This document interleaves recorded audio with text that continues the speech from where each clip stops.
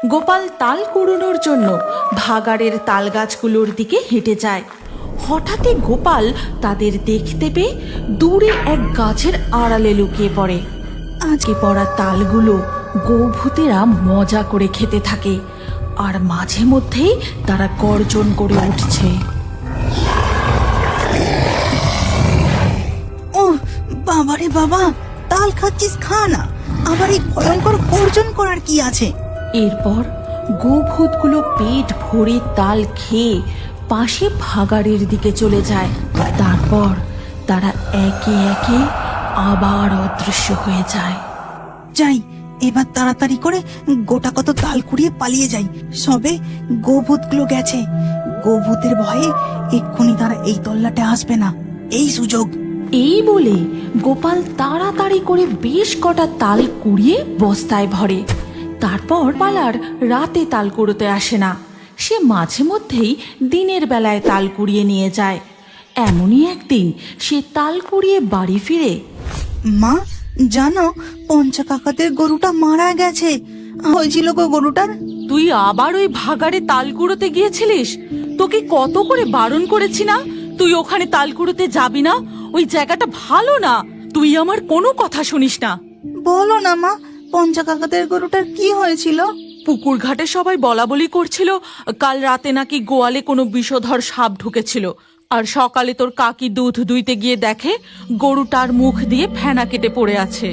এই কথা বলে গোপালের মা দুর্গা রানী তাদের গরুকে ঘাস খেতে দেয়, আর গোপাল তাল দুটো তাদের বাড়ির দুয়ারে রাখে। মা, আমি তালডোবা পুকুরে স্নান করতে যাচ্ছি। ঠিক আছে, তাড়াতাড়ি চলে আসিস, কিন্তু বেশি দেরি করবি না। এরপর গোপাল গামছা নিয়ে তালডোবা পুকুরে তার বন্ধুদের সাথে স্নান করতে চলে যায়। আর পুকুর পাড়ে পৌঁছে কালো, দেখ, আমাদের পুকুর পাড়ের তাল গাছগুলোয় একটাও তাল হয় না। এই গাছগুলো যদি তাল হতো তাহলে কি ভালোই না হতো। হ্যাঁ, তাহলে তো খুবই ভালো হতো।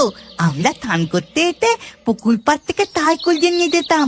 আমার তালের বলা ফুলুলি খেতে খুব ইচ্ছে হয়, কিন্তু আমার মা তাল কুড়োতে যেতেই দেয় না। চল চল, এবার আমরা সাঁতার কাটি। এই কথা বলে তিন বন্ধু একে একে তাল গাছের ওপর থেকে পুকুরের জলে লাফ দিয়ে সাঁতার কাটতে থাকে। কখনো তারা ডুব দেয়, আবার কখনো নিজেদের মধ্যে সাঁতারের রেশ লাগায়। এইভাবেই ঘন্টাখানেক তারা বেশ মজা করে স্নান করে। গোপে, ও গোপে, এবার পুকুরের জল থেকে উঠে আয় বাবা, অনেকক্ষণ ধরে স্নান করছিস, দুপুর হয়ে গেল, এবার বাড়ি চল। গোপালের মা গোপালকে সাধ করে গোপে বলে ডাকে। এরপর গোপে ও তার বন্ধুরা পুকুর থেকে উঠে আসে।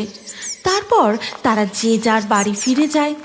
এরপর দুপুর গড়িয়ে সন্ধ্যা হয়, আর সেই দিনই রাত্রিবেলা গ্রামের এক মহিলা পথে হাঁটতে হাঁটতে ওই ভাগাড়ের ধারে কেউই তেমন তাল কুড়োতে যায় না, আর শুনেছি বাজারে এখন তালের দাম ভালোই চলছে। পল্টুর বাবাকে বলবো কাল সকালে তালগুলো হাটে বেচে দিয়ে আসতে। এই বলে শেফালি চাঁদের জ্যোৎস্না আলোয় তাল কুড়োতে ভাগাড়ের দিকে এগিয়ে যায়। তালতলায় গিয়ে দেখে সেখানে অনেক তাল পড়ে আছে। ও, কত তাল পড়েছে! চাঁদের আলোয় তাল কুড়োতে একটু অসুবিধা হবে না। বুঝছি, আরেকটা তাল পড়লো, আজ আমি বস্তা ভরে তাল কুড়িয়ে নিয়ে যাব। শেফালি তার বস্তায় একটা একটা তাল কুড়িয়ে ভরতে থাকে, কিন্তু শেফালি দেখতে পায় না যে তাল গাছের ওপর থেকে এক ডাইনি বসে তাকে একভাবে দেখছে, আর মাঝে মধ্যেই একটা করে তাল নিচে ফেলছে। এই সময় সে দেখে কে যেন এক মাথা ঘোমটা দিয়ে হারিকেন হাতে এই দিকেই আসছে। ও বাবা, আমি তো জানতাম এইদিকে ভয় কেউ তাল কুড়োতে আসে না। কিছুটা কাছাকাছি আসতেই শেফালি বুঝতে পারে ওটা একটা বউ, কিন্তু তাকে চেনার কোনো উপায় নেই। সে পাশে হারিকেনটা রেখে এক মাথা ঘোমটা ঢাকা অবস্থাতেই তাল কুড়োতে শুরু করে। বাবারে বাবা, শেফালি একটা তাল কুড়িয়ে তার বস্তায় ভরতে গিয়ে দেখে তার বস্তায় কুড়োনো তালগুলো নেই। শেফালি ভয় পেয়ে যায়। তারপর সেই বউটার দিকে তাকিয়ে জিজ্ঞাসা করে, কে গো তুমি? তোমার নাম কি? কোন গ্রামে থাকো তুমি?